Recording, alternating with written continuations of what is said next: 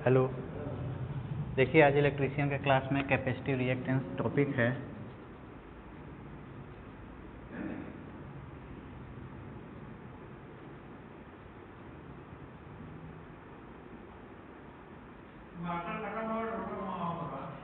Capacitive reactance में capacitor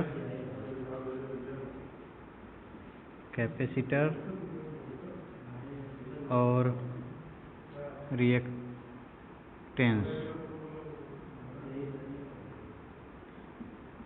दोनों से मिलकर बना हुआ है। सबसे पहले हम कैपेसिटर की बात करते हैं। तो कैपेसिटर, ये देखिए माइका का परत होता है, उसके बीच में डाइलेक्ट्रिक स्टैंड मटेरियल भरा होता है। इसको एक कवर से बंद कर दिया जाता है। जब इसको हम बैटरी से इसके अंदर सप्लाई देते हैं तो क्या है कि जब पॉजिटिव सिरे से इसमें करंट जाती है तो कुछ इलेक्ट्रॉन इसके परत के ऊपर आके बैठ जाते हैं या एकत्रित हो जाते हैं। इसी तरीके से जब निगेटिव साइकिल पूरा करता है तब इसमें से मटेरियल इसके परत पे आके जाता है। अब इसका प्रयोग हम क्या करते हैं? इसका प्रयोग हम किसी भी सर्किट में करंट को लीड कराने के लिए प्रयोग किया जाता है। यानी कि जब हम करंट को प्रवाहित करते हैं तो या तो रेजिस्टेंस के माध्यम से प्रवाहित करेंगे या फिर इंडक्टर के माध्यम से। तो जो है रेजिस्टेंस और कंडक्टेंस, इन दोनों के बीच में करंट को पीछे करता है, यानी लैगिंग करता है। तो इस लैगिंग को लीडिंग में परिवर्तन करने के लिए कैपेसिटर का प्रयोग किया जाता है। तो यह लीड कैसे करता है? इसके अंदर कुछ इलेक्ट्रॉन अवशोषित हो जाते हैं और जब यह सर्किट में लगाया जाता है, सर्किट में लगा होता है और इसमें जब सप्लाई दी जाती है तो इसके अंदर जो इलेक्ट्रॉन होते हैं वह इसमें करंट बहाव में सपोर्ट करते हैं। तो यह वोल्टेज और करंट, मान लीजिए यह वोल्टेज है, 0 से स्टार्ट हो रहा है, तो करंट इस पे क्या करेगा? 90 डिग्री से लीड करते हुए चलेगा। यह 0 है, यह 180, 90, यहाँ 180, यहाँ पर 360। तो यह 90 डिग्री और आगे से चलता है और यह पीछे इधर हो जाएगा, मान के चलिए। तो यह लीड करता है, इसलिए कैपेसिटर का प्रयोग जहाँ पर करते हैं वहाँ पर करंट आगे की ओर बढ़ जाता है। तो इस कैपेसिटर में जो डाइलेक्ट्रिक पदार्थ है वह भी करंट के बहाव में अवरोध करता है, अवरोध उत्पन्न करता है, तो जिसको हम रिएक्टेंस कहते हैं। और कैपेसिटर के कारण यह है तो इसको कैपेसिटिव रिएक्टेंस कहते हैं।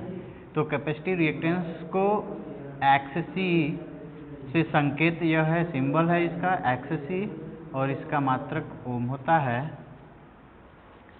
अब इस कैपेसिटिव रिएक्टेंस पर हम एक क्वेश्चन देखेंगे कि मान लीजिए इसमें यह एसी सप्लाई पर कार्य कर रही है जिसमें फ्रीक्वेंसी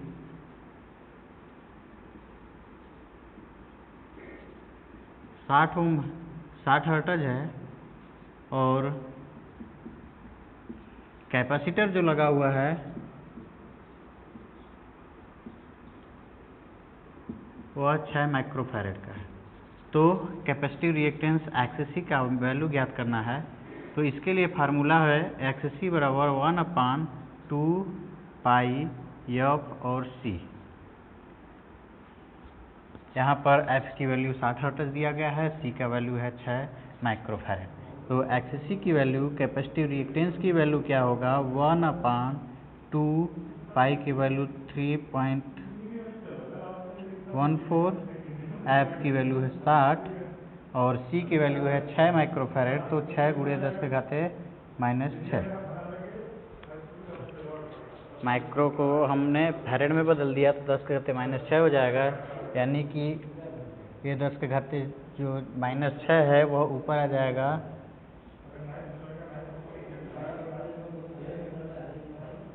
ऐसे /2 × 3.14 × 60 × 6। अब इसका वैल्यू आप ज्ञात कर लीजिएगा कैलकुलेट करके, जो आएगा वह ओम में आएगा।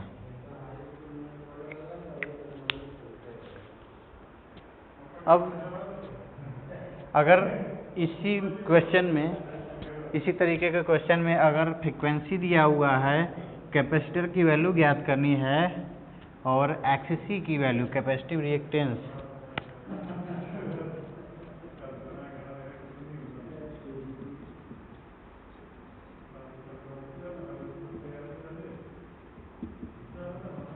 मान लीजिए कैपेसिटिव रिएक्टेंस की वैल्यू है 600 ओम और सी कैपेसिटर की वैल्यू ज्ञात करना है, तब क्या होगा, एक्स सी बराबर 1/2 पाई एफ और सी। तो एक्स सी की वैल्यू दिया हुआ है 600 ओम, 1/2 इंटू 3.14 इंटू एफ की वैल्यू है 60 इंटू सी की वैल्यू है ज्ञात करना हमें। तब सी के लिए इधर भेज देंगे, सी बराबर 1/2 इंटू 3.14 इंटू 60 इंटू 600। अब इसका जो भाग दे देंगे, वह जो वैल्यू आएगा उसके बाद इसको माइक्रोफैरड में परिवर्तन कर लेंगे। क्यों? क्योंकि कैपेसिटर जो होता है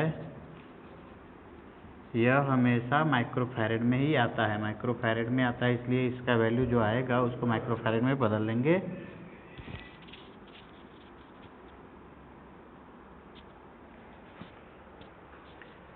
और जैसे कि मार्केट में उपलब्ध है 2.5 माइक्रोफैरड, 3.5 या 3.25 माइक्रोफैरड, या नॉर्मल 2.5 माइक्रोफैरड का जो है वो फैन में यूज होता है और 3.25 का भी फैन में ही यूज होता है, सीलिंग फैन में।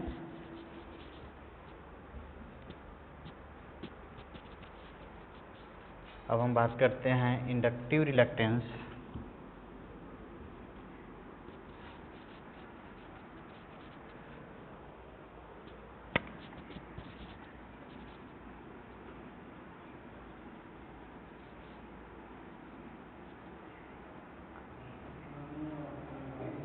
इंडक्टिव रिएक्टेंस, इंडक्टिव रिएक्टेंस क्या होता है? जो चोक है इसको हम इंडक्टर बोलते हैं, ये चोक है। अब इसके अंदर से जब हम करंट को प्रवाहित कराते हैं तो इस रिएक्टेंस इंडक्टर के कारण जो करंट लैग अवस्था में जाती है, यानी कि करंट को प्रवाहित होने में जो अवरोध उत्पन्न होता है उसको हम इंडक्टिव रिएक्टेंस कहते हैं।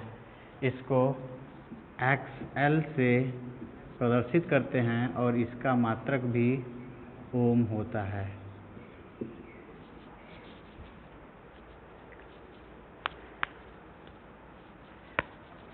एक्सएल को ज्ञात करने के लिए फार्मूला होता है एक्सएल बराबर 2 पाई एफ एल। अगर इस पर क्वेश्चन बना दिया जाए तो एक इंडक्टर है, इसके अंदर 60 हर्ट्ज फ्रीक्वेंसी पर यह कार्य कर रही है, जिसमें यह चोक की वैल्यू है, इंडक्टर की वैल्यू है 600 हेनरी। इंडक्टर का मात्रक हेनरी होता है, HENRY, हेनरी। तब एक्सएल की वैल्यू जब हम ज्ञात करेंगे, एक्सएल बराबर 2 pi F L 2 into 3.14 into 60 into L की वैल्यू है 600। 36 दूना 72 000 इंटू 3.14। ये जो वैल्यू आएगा यह एक्सएल की वैल्यू आ जाएगा, जिसका मात्रक ओम में होता है।